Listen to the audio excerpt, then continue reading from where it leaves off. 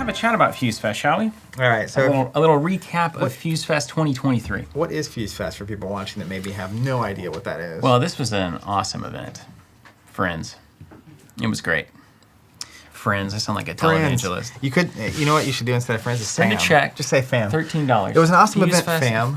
Talking about being hip So, and with it. FuseFest was an event we reached out to Stoneblade a while back about doing a big event for SolForge Fusion, and landed on doing something in like February, which, as it turns out, maybe is a little ambitious. I think maybe we should push back events so that we don't hit like weird like Oklahoma winter thing, because we don't really know how to deal with snow in this state. There was like if the ice that hit last week was, that's why we didn't stream last week. We were going to do this stream last week.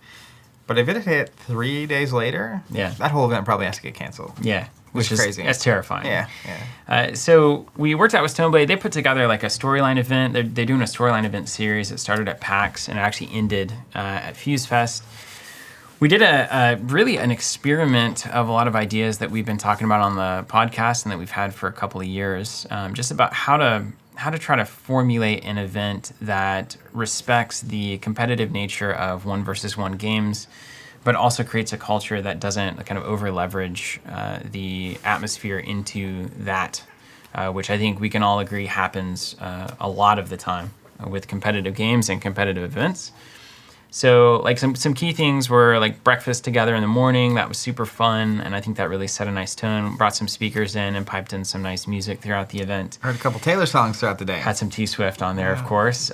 Started off with Sealed. I actually taught 13 players how to play that morning. Unreal. Of 85 to 90 people There that were there. people registered. I do not know the actual final count of number of players that showed up. So that was great. I mean, it's almost like it's over 10% of your event is Brand learning new. that day. Yeah, and there were more people that weren't participating in that had learned recently. Yeah.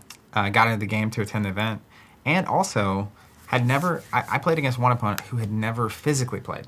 They played on TTS. Yeah, it's awesome. And it was my first round opponent, actually. First game of the tournament, they were playing against me, and they're like, yeah, this is actually the first time I've ever physically played SolForge, which is fantastic, awesome. right? You got to get in the habit of leveling up those cards. Oh, Crazy. So we did a sealed event. The first 3 rounds were sealed. Then we did a lunch break, and then we did a 6th round, basically kind of a limited constructed format where you could only use what you had received in terms of new product at the event, because it was a pre-release.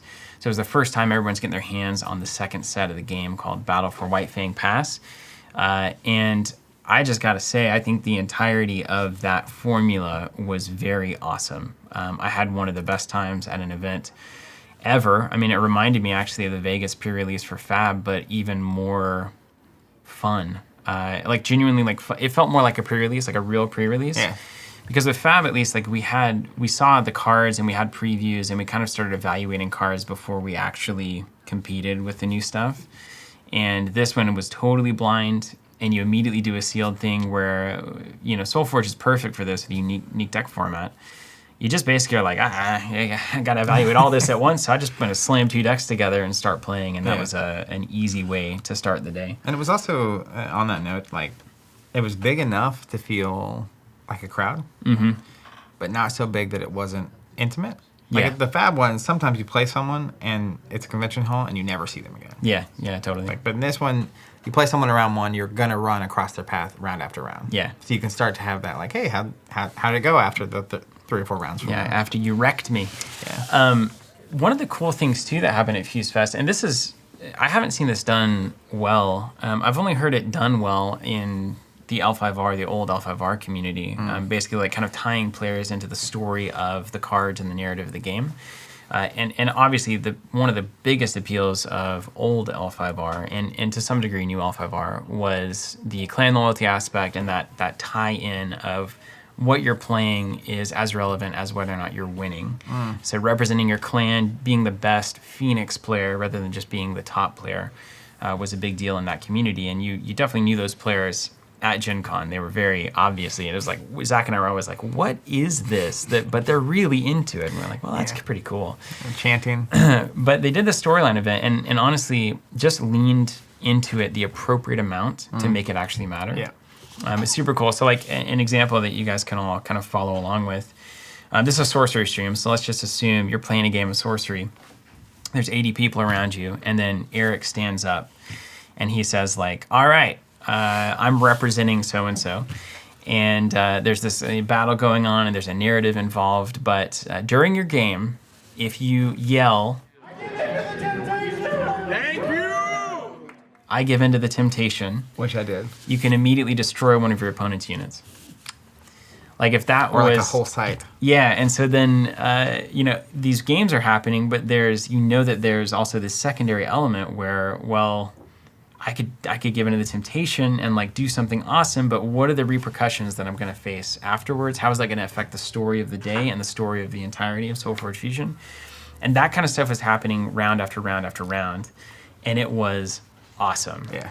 It was that kind of perfect mechanic. It reminds me of like designing a party. It's a perfect mechanic that didn't skew games so much that the more skilled player, I'd say, would still win the majority of the time. So it wasn't these kinds of effects that could just pull somebody out of the brink. But it was enough that you couldn't be so cerebrally invested in a game that you took it like extremely seriously, right? Yeah. Now we were taking these games. I was playing at the actually at the top of the pile, Zach.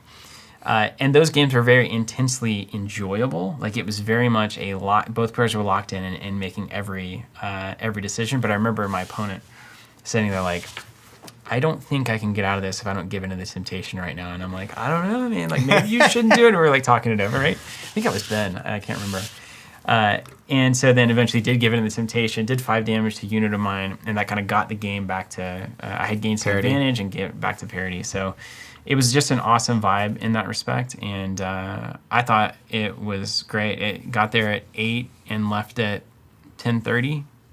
8 what a day. 10:30 p.m. Yeah. Yeah. And it's worth noting, so we recorded a podcast this week talking about the event from a event hosting standpoint almost. Like we gave some recaps, but if you're curious to hear more about it, check out the podcast from this week and just everything that was going on. But I agree, it was... That was Ben, by the way. Ben, it's good to see you. Ben and I had probably the best. That was the best game of the day, I would say, for me. Yeah. We were locked in to every move. Really was just mattered. this move counter move thing, and then Cody smoked me the next game by 1 damage. Super good game. Oof. Yeah, SolForge is good, especially once you get in there. Like that's the most I played SolForge in a single day. Yes. And I definitely feel like by the end I was significantly better at the game than when I started. I would say my desire to play went up about 500%. Yeah. After that day. It took, when we first started, they sent us a really early copy of that game, and it took me playing 5 or 6 games in a row for it to like click. Yeah. And then once it hit, it was like, yeah, this game is great. It's doing a lot of really clever stuff, like the last 5 on the bottom of the deck all the way through. I do honestly think too, if you're a sorcery player, no lie. No lie. No cap.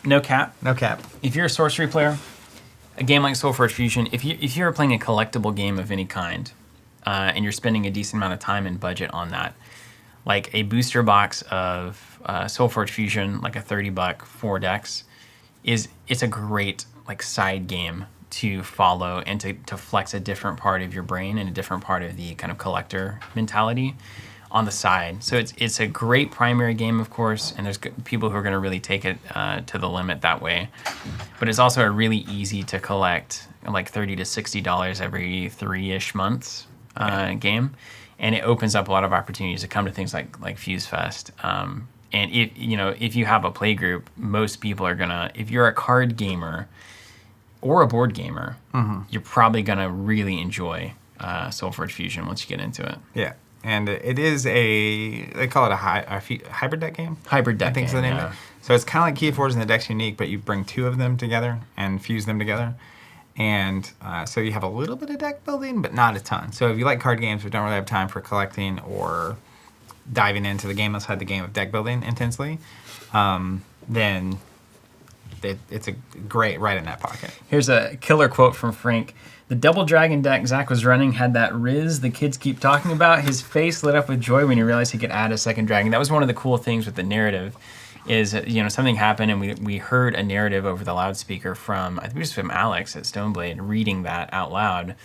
And then the prompt was you can add a Scorchmane Dragon into your deck, replace any creature. That was like the promo from the event. Like I said, and it was so cool. And then you did, and I did, and we all had these dragons, and then your face lit I had up. a dragon in my deck normally, and so then I was able to actually replace to get second dragon. And my deck with 2 dragons is very good. You couldn't even imagine a better world for Zachary Bunn. Yeah, it was super good. I had a great time. Also, just getting to hang out with a bunch of people all weekend in like a laid back setting. I've been going to Fab events for a year plus. Different vibe. Which is a very different vibe. But yeah, it was a great time. So yeah, thanks to everybody that came from FuseFest again. The commentary has been amazing. I've gotten emails, I've gotten Discord messages. It has been awesome, and it meant a lot to us to be able to do that and really get back into that scene after many years that COVID took from us. Yeah. So love hosting those big events and getting people together in a more casual setting. Super cool.